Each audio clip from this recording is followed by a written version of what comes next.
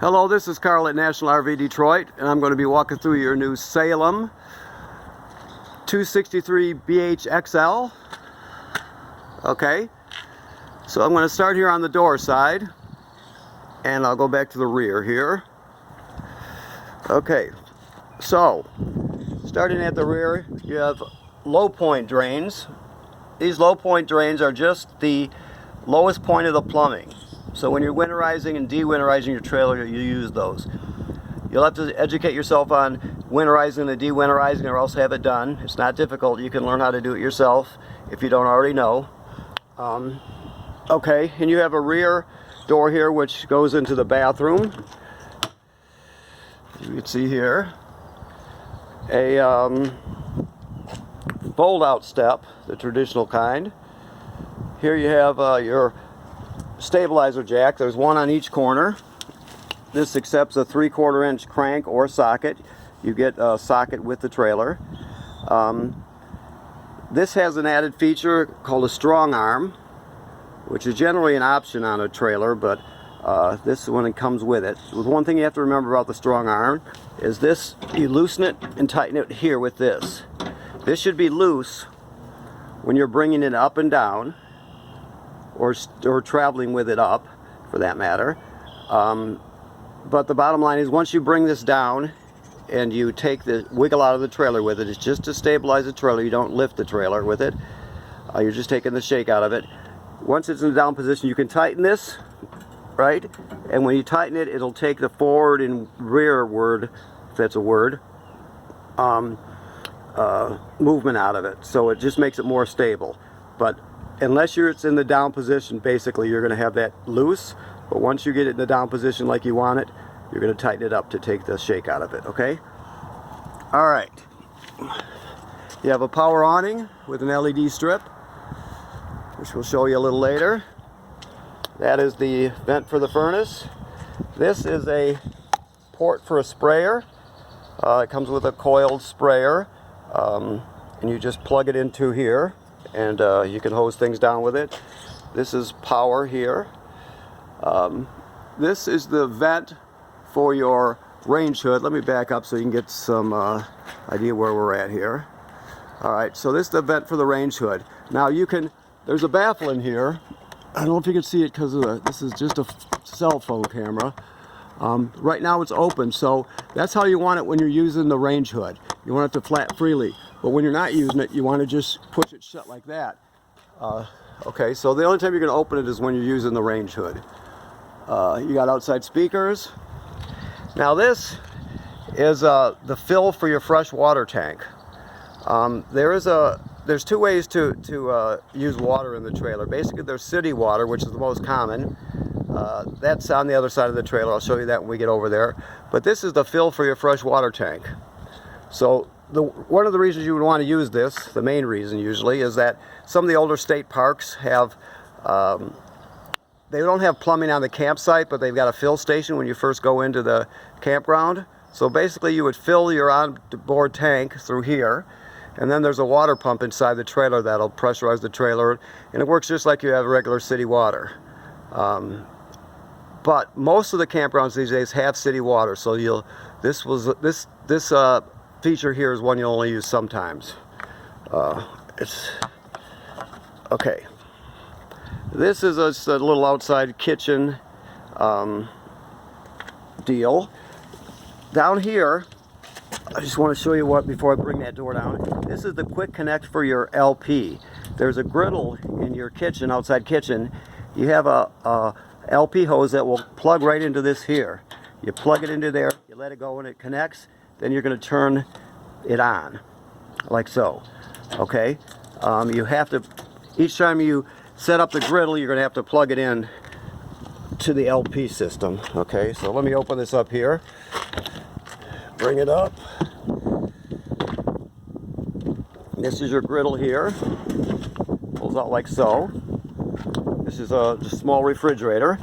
This is the sprayer that I told you about. And this is the RV gas line, okay, that you use for your griddle here. So basically, this side here, let me get a picture of it here for you. This side will attach to right here. Okay? Then this side here, the male, comes down and plugs into that port that I just showed you. Okay? While I'm down here next to that port, that white valve is the valve that dumps your freshwater tank. In case you're going to leave and you still have water in it, you can just pull it and dump it. Okay? Alright. The refrigerator works on 110 and AC, and basically when you plug the trailer in, the refrigerator starts. So, alright. So you have the fold-out steps on the front, very stable. One thing to know about these is you're going to be on uneven ground at some times, so you've got all these holes here, and then you've got a pin right here. So you'll pull the pin out and you can adjust the length of the legs, so it'll adapt to whatever the terrain is like. You want it to be obviously to have both legs on the ground at all times, and you also want to adjust it so this right here is pretty much level with the door threshold. If it's sticking up too high, it'll hit the door, so you have to adjust it so it's down low enough to get the door to close. Okay? Alright, this is just pass-through storage here. Okay, you can see there's cranks here. The socket is the one for the stabilizer jacks. This one below here is it's for the tongue jack in case the power tongue jack in case it fails. There's a plug on the top of the tongue jack. You can pull the rubber plug out, or sometimes it has a cap on it. We'll look when we get up there. And you just can put that crank in there and crank it manually. This one here has to do with the awning. If it fails, it's something you'll have to read the directions or watch the video while you're working it, if you ever have to do it, which you probably won't, by the way. The awnings are very, very reliable. All the you know, the slide outs, the tongue jack, the awnings, they are all very, very reliable these days. So, okay. All right. So, this is just a port for a solar battery charger if you ever get one. This one's made by Furion, and their particular solar panel has a plug that would plug into there, and it just charges the battery. That's all it does. Excuse me. Let me pull the top off this. Hold on, I'm going to have to move the camera here.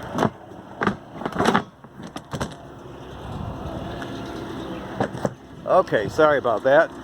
You have two 20-pound tanks. This is your LP regulator here. Let me get around the other side, probably can see it a little better. Right here. It's an automatic changeover regulator. So you're going to draw down this tank here, and then when it's empty, it'll automatically switch over and draw down the other one. So it changes tanks automatically. This is a deep cycle marine battery, and this back here is the kill switch for the battery. The reason you would want to kill the battery is when you put it in storage, even if you shut all the lights off, for example, the LP and carbon monoxide detectors are hardwired to the battery, so they'll still draw power. So when you're in storage, you can actually shut the battery off right there. Otherwise, you leave it on. Okay. This is the power tongue jack. Up and down, it has a light. I told you that you could attach that crank, and that's where the crank would go if this ever fails. Okay. The other side of your pass-through storage, your slide room. This particular slide room is called a Schwintek slide room. It's owned by Lippert now, but the style is called Schwintek. It's got two tracks on each side. Okay. These are your dump valves here. This is the normal position here, like so. Okay. So the black valve is for the black tank. The one with the black handle is for the black tank, and it's for toilet water and waste. You have two gray tanks on this one. A galley tank, which is for this one would be the galley tank. It's for the kitchen sink, and then this one is sink and shower in the bathroom. So basically what you're going to do is you're going to put your hose on here, you're going to put it in the dump station, then you're going to pull the black valve first and dump the toilet water. Then you're going to pull each gray valve and dump the 2 gray tanks. You do those second because it's cleaner water than the black water. It's still dirty water, but it's cleaner than the black water, so it helps to wash it out a bit. Now, on this particular model, let's go back here and see. This particular model has a black tank flush on it, which is right here.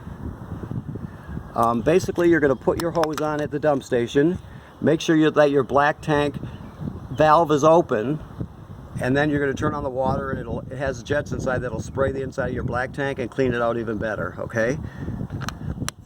While I'm back here, I mentioned there's 2 ways to get water into the trailer.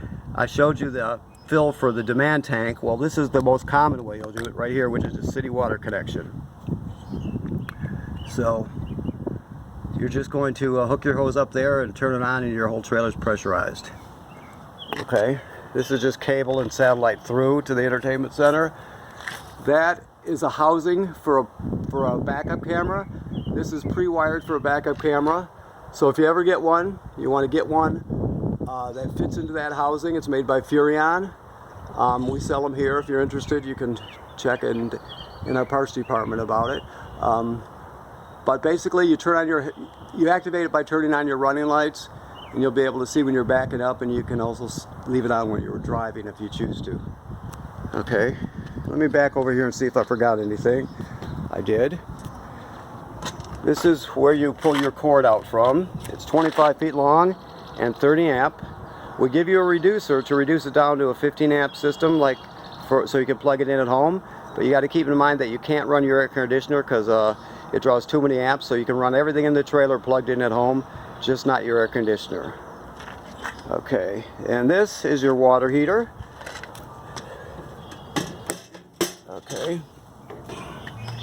So this particular water heater works on gas. The switch to operate it's on the inside of the trailer. The only thing to know about this is the drain plug here, and this also has an anode right attached to it, so it's kind of long, but that's where you drain it.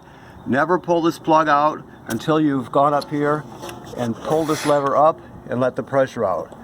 You always want to let the pressure out before you take out the plug, okay? Alright, I'll show you the switch when we get inside. Alright, now while we're here, you have to inspect the roof of your trailer.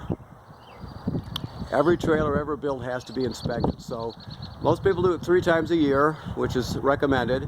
So when you winterize it in the fall, you're going to check it. When you de-winterize it in the spring, you're going to check it. And then sometime in the middle of the summer, you'll check it also.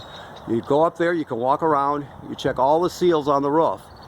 And if you see something that's not sealed correctly, or if it's pulling apart or cracking, you're going to get it serviced or else do it yourself. If you don't know how to do it yourself, you should take it and get it serviced. You have to inspect the seals on the roof. It's very, very important. Okay.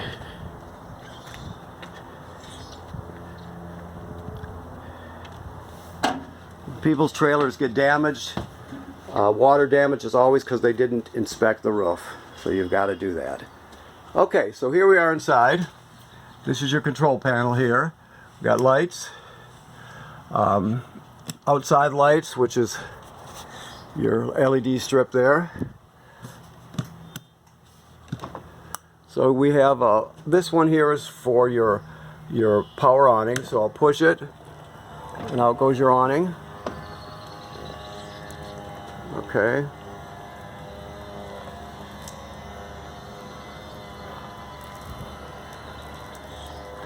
So you watch until you see the roller tube, which is coming up right here, so you can see it, so you stop right there. And that's completely extended. Now, you can pitch this awning. I'll just kind of show you how here. You use these knobs right here, and if you want to pitch it, I'm kind of close to it, it's hard to show you, but you're going to grab it here, bring it down. You can see it sliding down. You'll tighten this and it'll stay in place. Always loosen it back up before you bring the awning in, but you can't pitch it using that feature.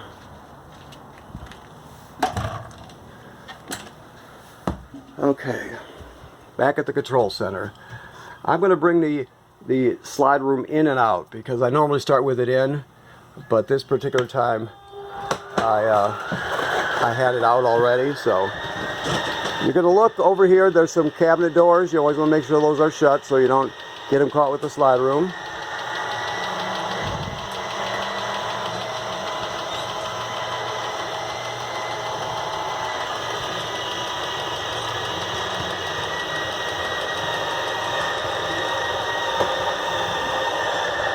Okay. And there you have it right there. Okay, so I'll go back out with it.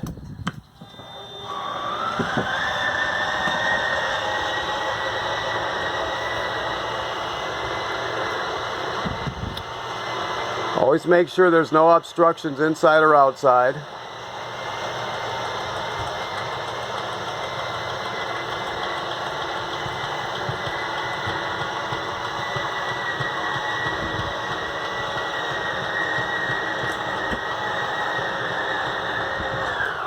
There you have it. Okay, that's your slide room. Now, here in the entertainment center, you can hang a TV here. It's got a backer plate, so you got something firm to screw into. Okay, if you're going to buy a bracket, spend the extra money and get a bracket that locks in place when you close it. That way you don't have to have straps hanging there to hold it shut. They're kind of unsightly. And if you spend a little extra money and get one that locks into place, you don't have to worry about straps. You have a radio. This radio is an AM/FM radio. You can also stream off this USB port here. So you can put a bunch of albums on one USB stick and take them with you. This HDMI is HDMI in. You can hook up wirelessly with Bluetooth and play your music from your phone or your tablet. You got two speaker zones, 1 and 2. 1 is inside, 2 is outside. This is your remote, which has the same controls on it. Actually, a few more. Okay. Also over here is your fireplace. Now this is a space heater also. It has a fan in it. So you turn it on here. Whoops, let me just get over here. You turn it on here. You can also use the remote for it, which I'll do. Right now it's telling you H. Wait a minute, did I lose it here? Okay, let me get that right here. So right there, H, which is the fan's on high, off, and it's on low. So you can have it off, high, or low. It's blowing out warm air pretty good now, so it'll take the chill out of this pretty quick. This runs on 110 AC, so you have to be plugged in to use it. You can also change the color of the fire, as you can see. Okay.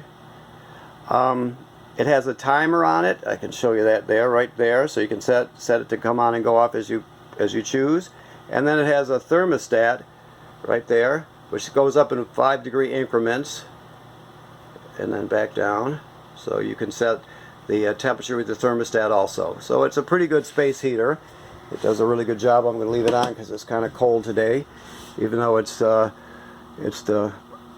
approaching the second week in May. It's feeling more like the beginning of April today. Okay, so enough of the weather report. Okay, so this is the signal booster for your digital antenna. Okay, you have a digital antenna on the roof. You always want the green light to be on, or you get a lousy picture.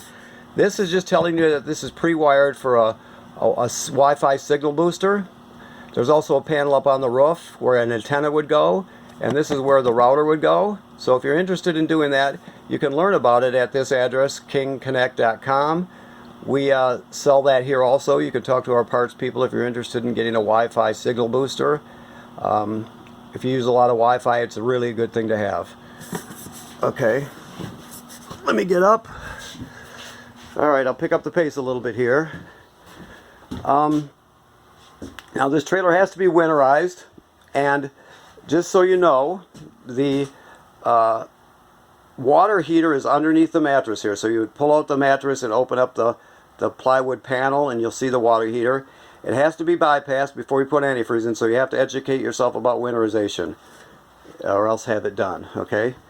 Your range, let's hope I got the gas on here, I didn't really check. Oh yeah, so you just spark it. Let me do it again so you can see. I'm doing some lousy camera work here. So I'll turn on the left back burner, then you're going to spark to the right. Wait a minute. See, there I go now. Oh, I bet, that was probably all the gas in the line. Yep, I do have it off. So let me run out there and turn it on. Okay. Always turn on your gas. Alright, there we go. It's good to have it because this is a automatic changeover regulator to open them both up. But it's up to you. People do things differently. So nothing's carved in stone when it comes to this. Alright, so it'll take a second for the gas to get up here. There we go. So there you have it. So I just sparked it to light it. This is what I intended to do originally. Like that. Okay. The oven, you have to light with a grill lighter. All the way back here, you have to trust me, there's a pilot light. You're basically going to come up here to pilot. You're going to turn it right there. Depress it. Light the pilot light with your grill lighter. When it lights, you hold it for 10 or 15 seconds to heat up. You go to whatever temperature you want. It'll cycle through normally. And the thing is, when you go off, the flame goes off obviously, but so does the pilot light. So you have to relight it each time you use it. This is the range that I told you about. Remember about the baffle outside.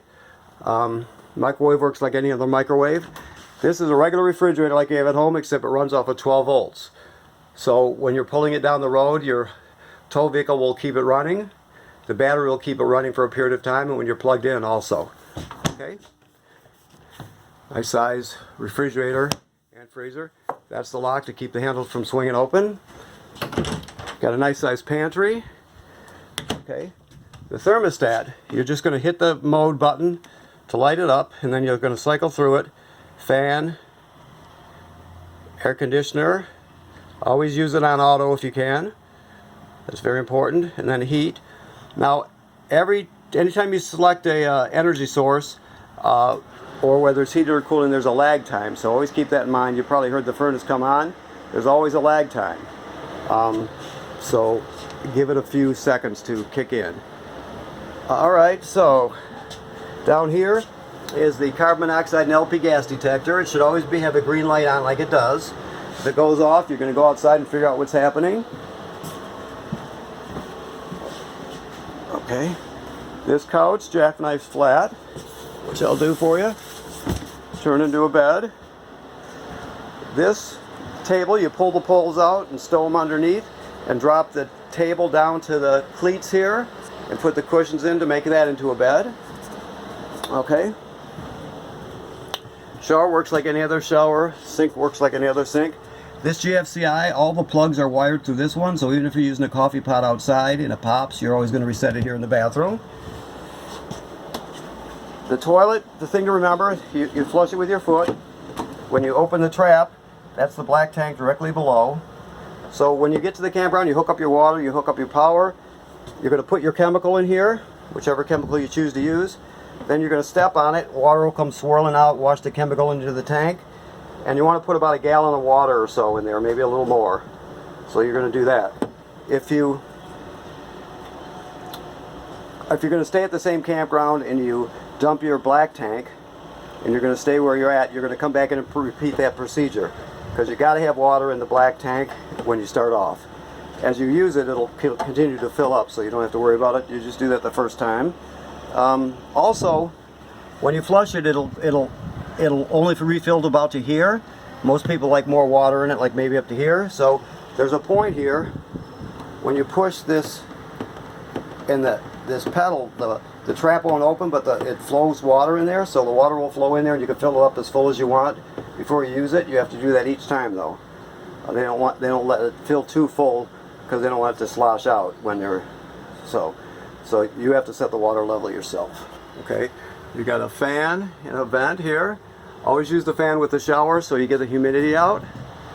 Okay, there's one more thing I want to tell you. It's behind this door.